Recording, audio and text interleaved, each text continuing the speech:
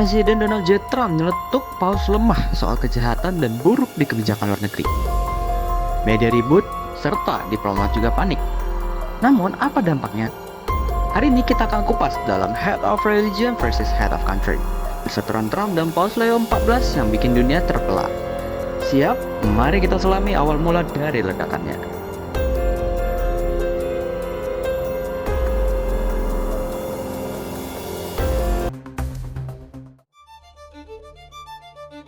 Semuanya bermula pada hari Minggu tanggal 12 April 2026, yang dimana Trump saat itu mengunggah gambar hasil imitasi AI yang menggambarkan dan memposisikan dirinya sebagai Yesus Kristus.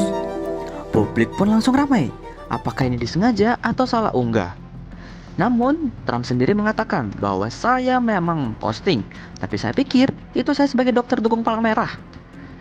Tapi kalau kita analisis pakai sistem tanda dan lambang atau bisa kita sebut semiotika, ini jelas gambar Trump sebagai Yesus. Blasphemy atau penistaan agama. Bahkan, ini adalah agamanya sendiri. Kenapa?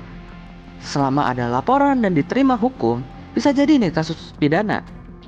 Namun, Paus Leo XIV bahkan membalas postingan Trump. Tidak berniat berdebat, unggahnya.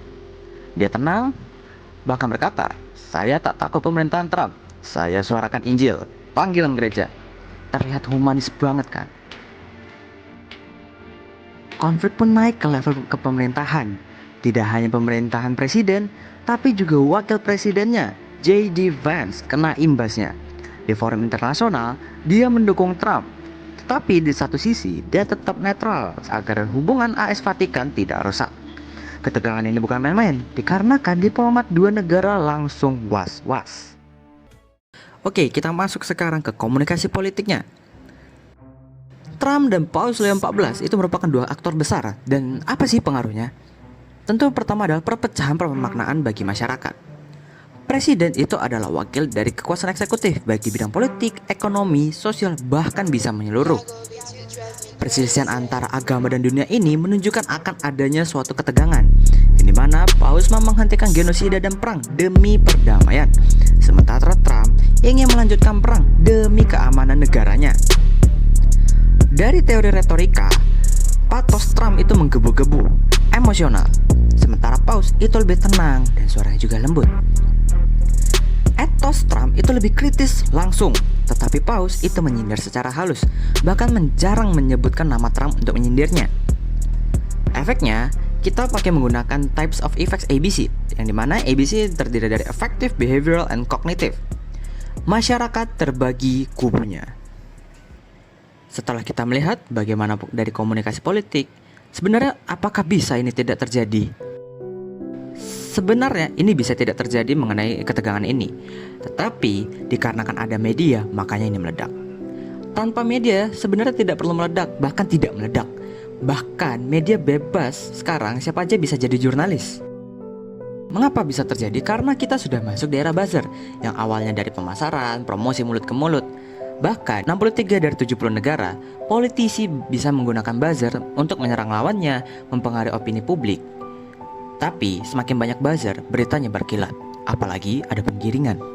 Tentu buzzer ini awalnya itu sangat baik karena ini berasal dari pemasaran, dari bidang marketing. Tetapi dampaknya, dukungan terhadap Trump, dukungan dan terhadap Paus, bahkan ini juga bisa tidak ada dukungan terhadap keduanya. Kita ambil contoh dari Indonesia sendiri.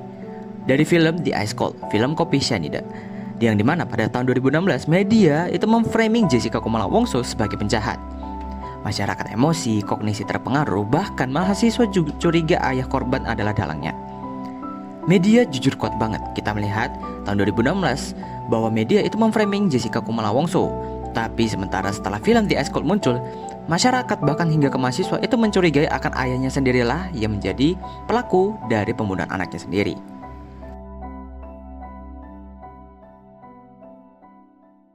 Singkatnya, komunikasi politik Trump dan Paus itu mempengaruhi pandangan soal perang.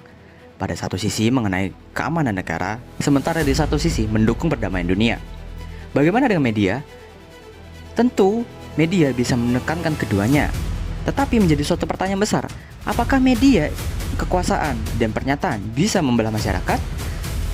Dan selebihnya, apakah media membawa pengaruh baik atau buruk?